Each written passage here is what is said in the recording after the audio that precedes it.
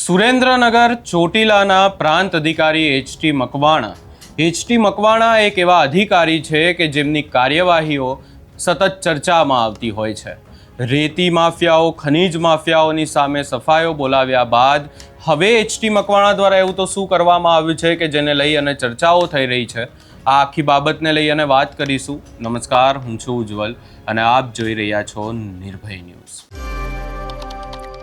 આપણને બધાને ખબર છે કે એચ.ટી. મકવાણા એક એવા અધિકારી છે કે અધિકારી કોઈ પણની સામે કાર્યવાહી કરવામાં થોડોક પણ ડર નથી, એમને ડર નથી રાખતા અને કોઈની પણ સામે કાર્યવાહી કરી નાખે છે.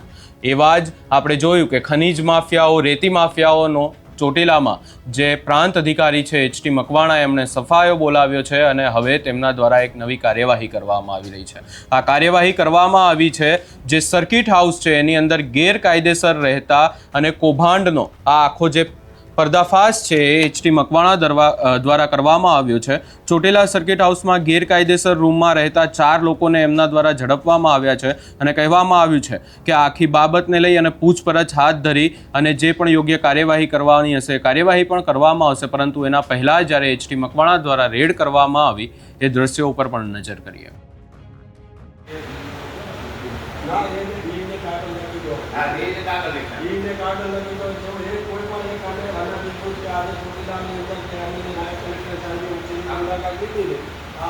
સામે આવેલી છે. હવે પછી જો એક પણ માણસ જો આ રીતે જાણે આવશે તો આપણી સામે કાર્યવાહી કરવાની ફરજ પડશે. અને આવું છું ને જોયા છે, આ આડો બનાવ્યો છે. લખો નામ લખો.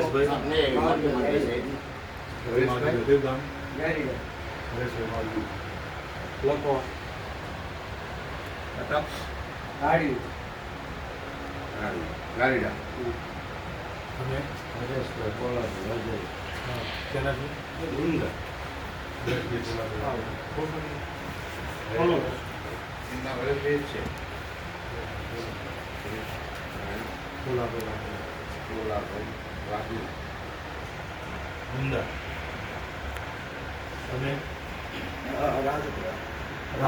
નામ યાદવ.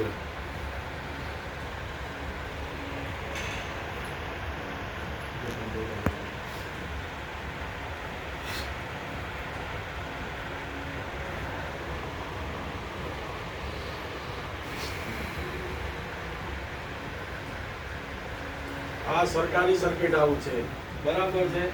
આ રીતે આવીને અંદર ઘૂસી જાઓ છો, કોઈ પણ પ્રકારની પરવાનગી લીધેલા આ અડ્ડો નથી. કોઈ લઈ જાઓ, આમને ગાડી બેસો, અડ્ડો વધારો ચલો. પ્રાંત અધિકારી જે એચ.ટી. મકવાણા છે એમણે ગેરકાયદેસર સર્કિટ હાઉસમાં રહેતા લોકોને મામલતદારને સુપ્રત કરી અને જામીન લેવાની તજવીજ હાથ ધરી દીધી છે. તેમજ સર્કિટ હાઉસના જવાબદાર મેનેજર સામે પણ કાયદેસરની કાર્યવાહી હાથ ધરી છે.